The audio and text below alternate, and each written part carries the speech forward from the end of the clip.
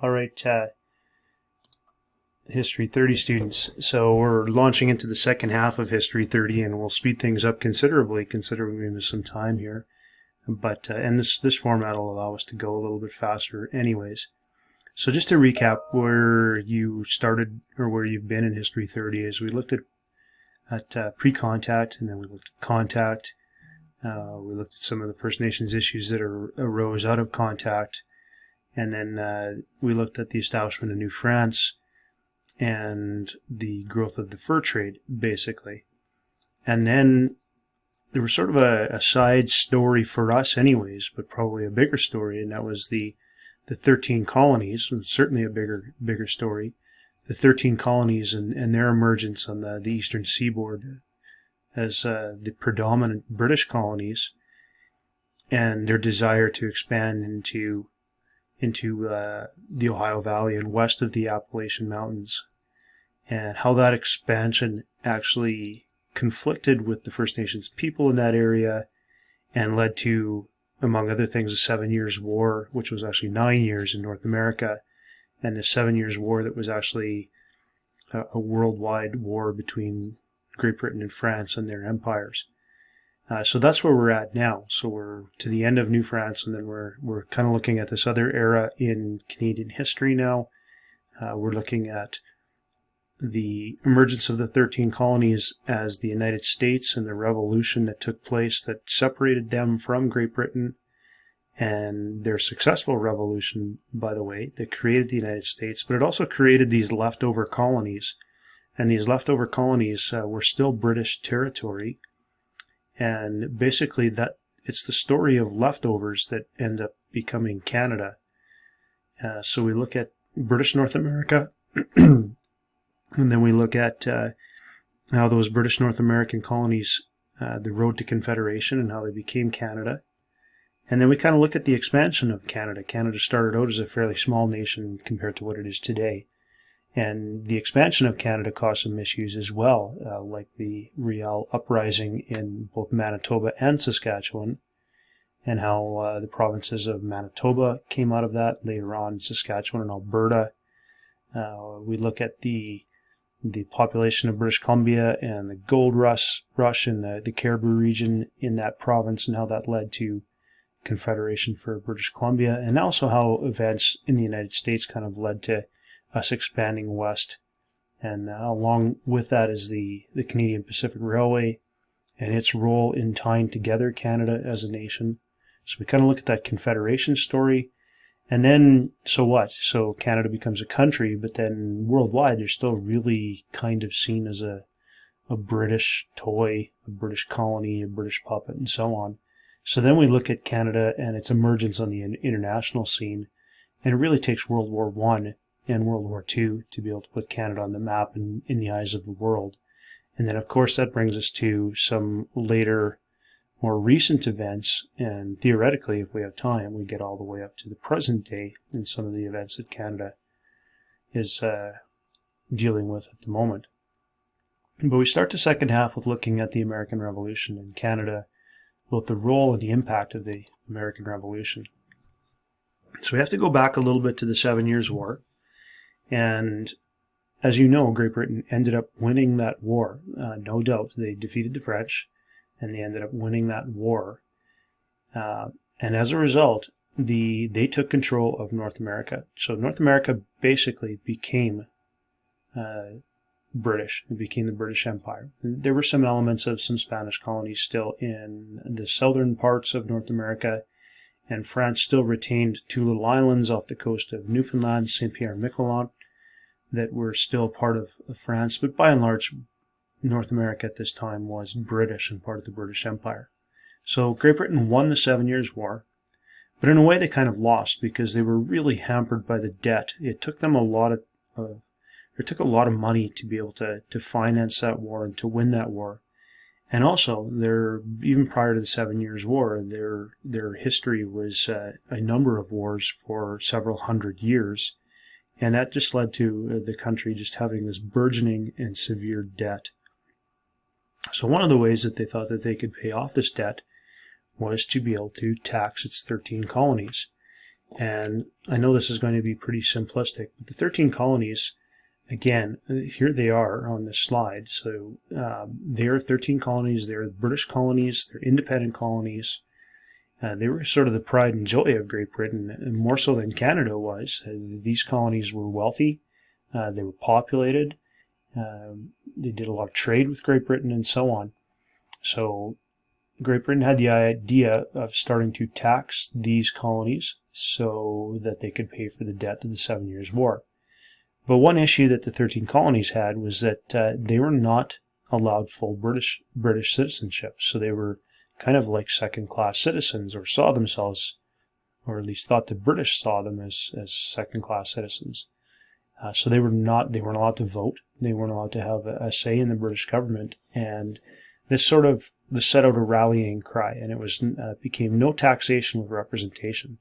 So they really did not want to be taxed.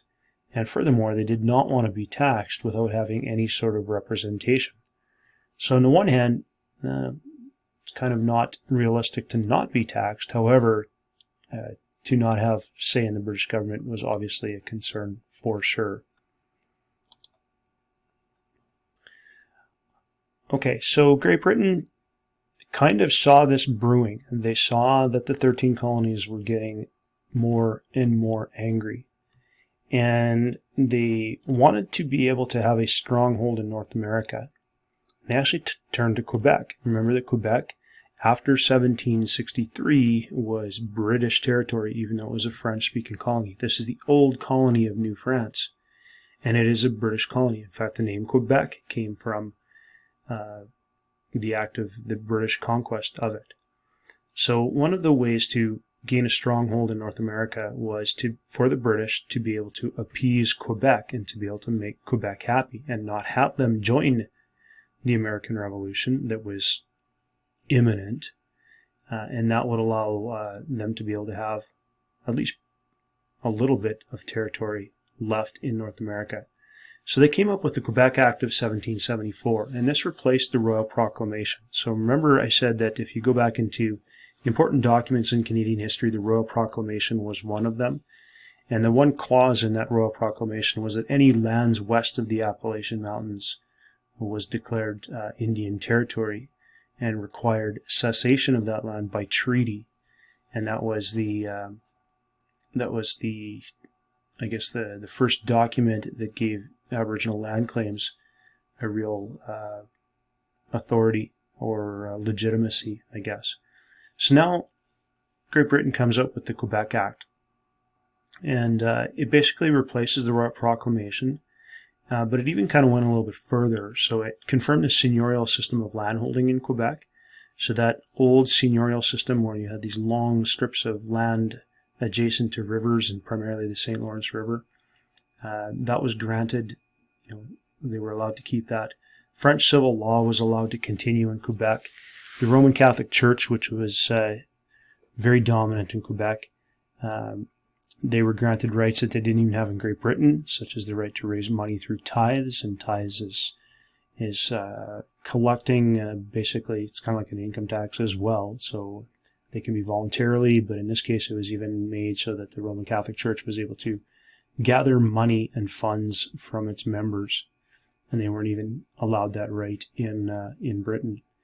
And then number 5, obviously the big one, is it enlarged the colony of Quebec to include the Great Lakes and the Ohio Valley, again preventing American expansion. So at one time, Quebec was enlarged to include the Ohio Valley. Now, if you remember, this is where it all started way back when.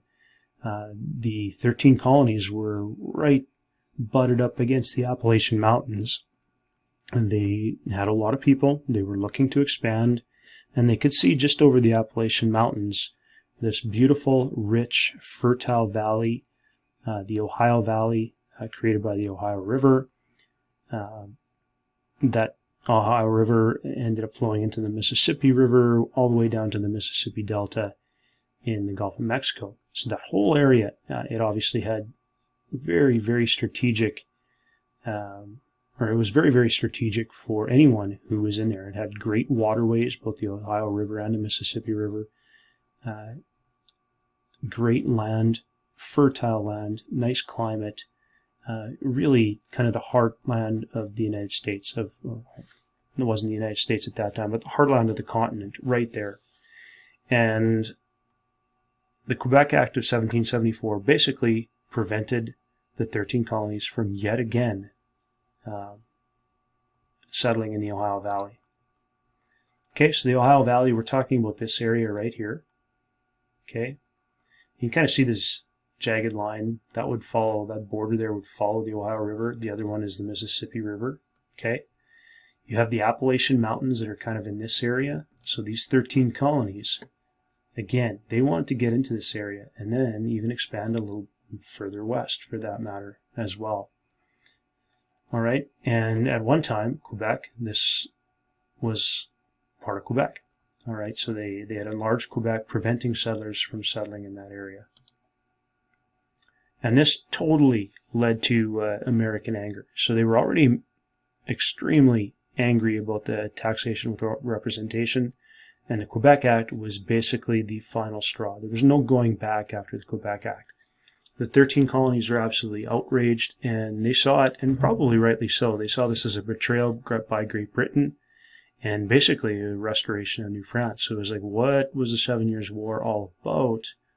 Why did we win the war only to give back, basically, or restore New France? And that's kind of what it was. So the issue of taxation and the Quebec Act led the 13 colonies to revolt by 1775, total and open revolt. Quebec was asked to join, and there was an expectation that they probably would join, but they didn't. Both English and French speaking in Quebec basically took a neutral stance. So the Quebec Act was successful in that way. It pacified the people in Quebec enough that they didn't join the American Revolution, and I'm sure there's other reasons for that as well. So there was an invasion. The Americans actually invaded and captured Montreal in 1775. There was a siege of Quebec City, which was attempted, but it ended in failure, and basically the Americans after that gave up on capturing Quebec. And that act right there actually secured the future of Canada. So, I don't know if you can see this, but the 13 colonies declared their independence July 4th, 1776. So that's the American Independence Date. That's why July 4th is such a big deal. That is when they became the United States of America. Okay? So we don't really go too much into that other than that it happened, and now you have this huge country, the United States, which would only become larger and become the most powerful nation on earth. But you have these colonies that are left over, and that's British North America. And the leftovers it's Quebec, it's Nova Scotia, which included New Brunswick and Cape Breton Island at this time. It's Prince Edward Island and Newfoundland. And that's kind of it. So British North America is what's left over, essentially, after the 13 colonies revolted and became the United States. And this would end up becoming Canada. So basically, we're a country of leftovers, is essentially what we are. Now, obviously, in any conflict, you had two sides, and you had people in the United States, or the 13 colonies, that were British. They supported the British. They wanted to stay British. They had supported the British in the American War of Independence, and these were known as the Loyalists. And they were actually treated really badly as the war drew to a close, and after, as the United States won, or the 13 colonies won. So 100,000 of these loyalists, they fled the United States. Now, loyalists, really simple. It's exactly what it means. They were loyal to the British throne, the British crown. So there were 100,000 loyalists. They left the United States. Some ended up going back to Great Britain, but many of them, half of them in fact, ended up coming north to the remaining British colonies, those leftovers. Now, anybody that is kind of paying attention here can see that if they come north, they're probably going to run into some French colonies. Even though they're French-speaking, they're British colonies, Quebec, right? So many of these loyalists end up coming into Quebec, French-speaking colony, and some of them ended up going to the Atlantic colonies, and that included about 3,500 freed slaves. So remember, this is about 100 years before the American Civil War, And these are freed slaves that would have been probably from the Loyalists that had freed them, others that had been granted their freedom by their owners at that time in the 13 colonies. And that included 3,500 freed slaves that fled north to Nova Scotia. All right, so in Nova Scotia, there's still, to this day, there's descendants of these Loyalists that moved north into Nova Scotia. So the influx of Loyalists to Nova Scotia forced the creation of 2 new colonies, New Brunswick and Cape Breton Island. And it also swelled the population of Quebec too. And interestingly, it made it so that Quebec kind of ended up having, it was French-speaking, but it also had this English-speaking part as well. And that would later actually become Ontario. And that's kind of the history there. So the Treaty of Paris, that ends up ending the American Revolution. And as part of the terms, Great Britain handed over the Ohio Valley to the United States. At long last, the United States has the Ohio Valley. Now, Great Britain, of course, it just can't seem to do anything right. By handing over the Ohio Valley, it was seen as a betrayal by its native allies and Quebec, which had not supported the Americans in the Revolution. So you had First Nations people in and around the Great Lakes region that had supported the British. You had Quebec, obviously, that didn't necessarily fight on behalf of Great Britain, but they certainly didn't support the American Revolution. And now they felt betrayed because the Ohio Valley had been taken away from them. So Great Britain kind of goes back to the drawing board here. They lost the 13 colonies, and that was a blow. Those were rich colonies. They were kind of the crown jewel. Like it was really a shock for Great Britain to lose the United States. So they kind of went back to the drawing board and was, how do we prevent this from happening elsewhere in North America? It's still very fragile. Basically it all hinges upon a French-speaking colony in Quebec and, kind of a mix mash of people in the Atlantic colonies at this point. So one of the things that they decided was that the American colonies, the 13 colonies, had too much freedom, and that was why they revolted. So it's counterintuitive, and it seems like it shouldn't have been the conclusion that they came to, but they did. So Great Britain tried to limit or curtail the democracy or the freedom that the British North American colonies would have.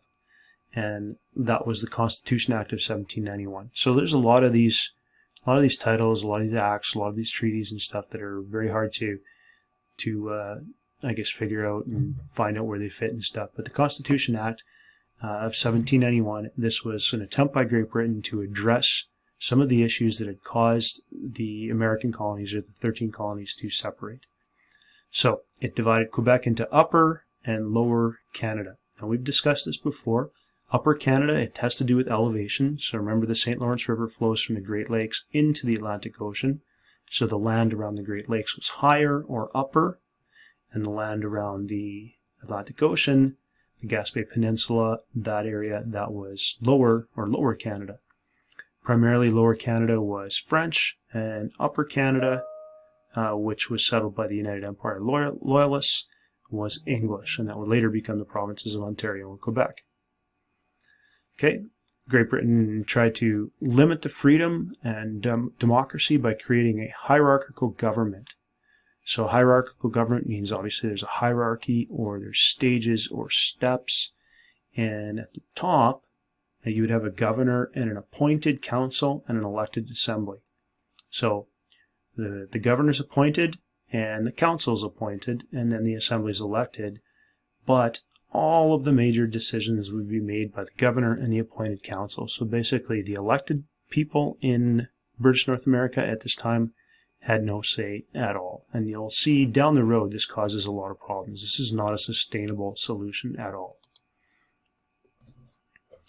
Okay, so I throw the Northwest Company in here as well, because the West is going to be defined for the next several years still by the expansion of the fur trade.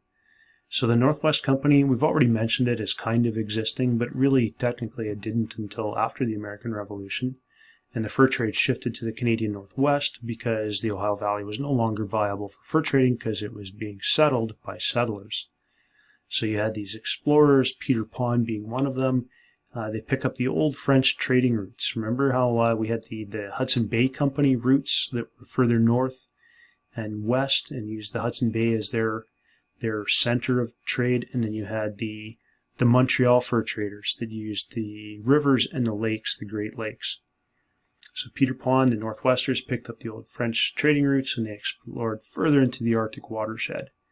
And the Northwest Company ends up posing a bit of a threat to the Hudson Bay Company monopoly of the fur trade. And you're probably thinking, well, but Hudson Bay Company had a monopoly, but that was only because they only had a monopoly from British established companies, right?